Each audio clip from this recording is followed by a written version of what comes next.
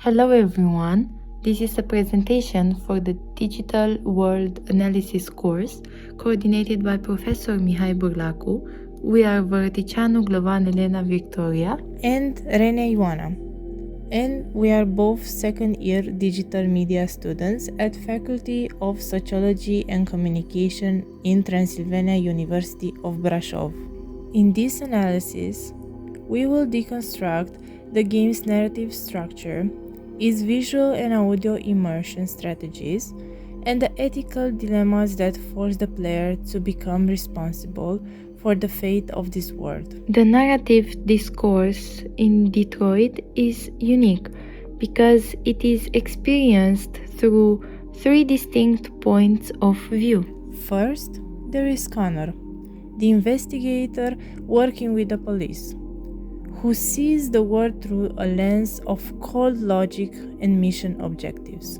Then there is Kara, a household android who introduces us to the domestic struggle and the need to protect a child, which is a little girl named Alice. Finally, there is Marcus, who cares for a painter and eventually leads the android revolution. These three perspectives allow the player to explore the story's themes from multiple angles: the oppressor, the victim, and the savior. Unlike traditional games, Detroit features a persistent narrative. There is no game over screen. If a main character dies, the story continues without them, making every decision carry weight. This creates a high-stakes immersion where the player isn't just a passive observer, but it's an active participant responsible for the outcome. Visually, the game uses macro-level mapping to highlight social themes. The city layout contrasts technologically advanced, wealthy neighborhoods with deteriorating industrial zones, reflecting the class conflict between humans and androids. We also see individualized places. For example, Todd's house is designed with messiness, dirt, and clutter to reflect his anger and desperation. In contrast, Carl's house is a sanctuary of art and light, symbolizing agency and learning. The developers used advanced technologies like ZBrush and motion capture to achieve hyperrealism, but the most distinct visual tool is color. Blue represents the android's natural, obedient state of cold and logical. Red, however, signals a branch of protocol, anger, or danger. When an android becomes deviant, we often see a visual shift in lighting and color temperature, signaling their emotional awakening. The sound substrate of Detroit is built on layers.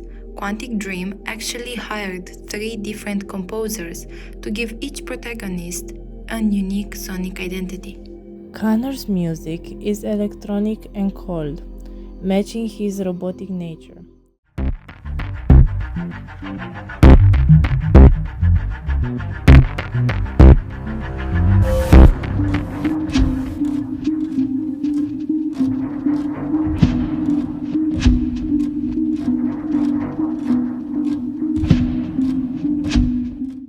Kara's score uses strings and cellos to emphasize vulnerability.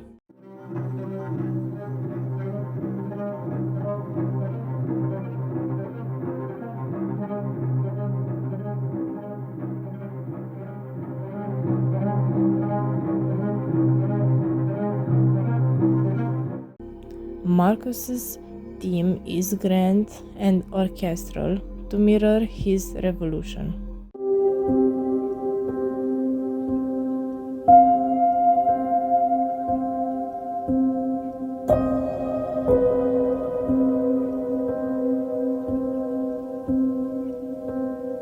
The audio is also adaptive. It is not just a loop, it changes based on player action. During an investigation, ambient noise might fade out to help the player focus on a specific clue.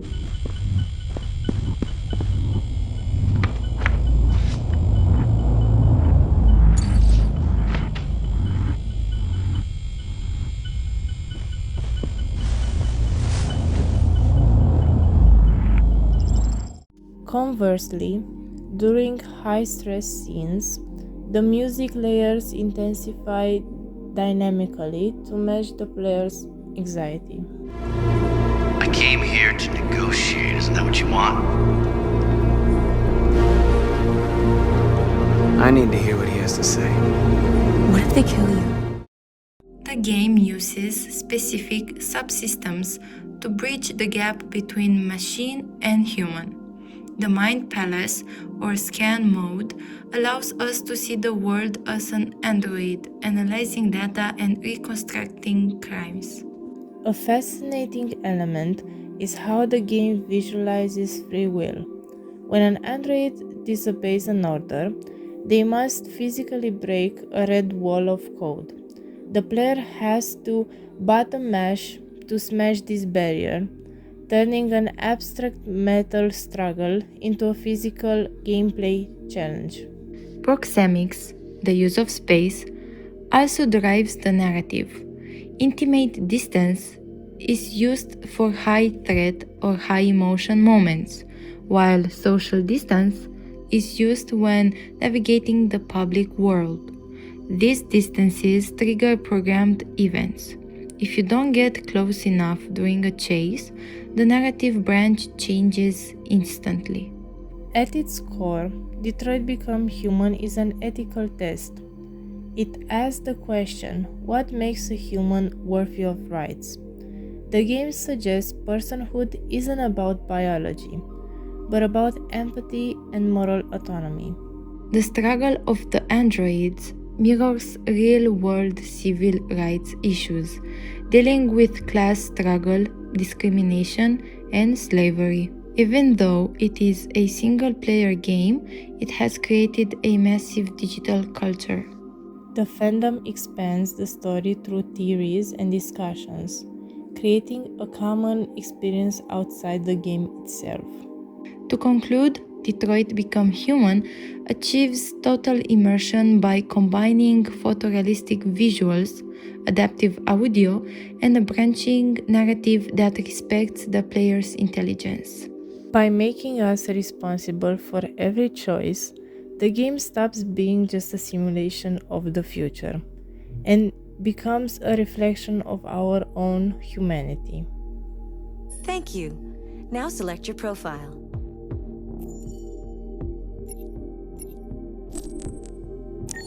When this sign is displayed, please do not turn off your console. You are now ready to begin Detroit. Remember, this is not just a story. This is our future. Thank you all for watching.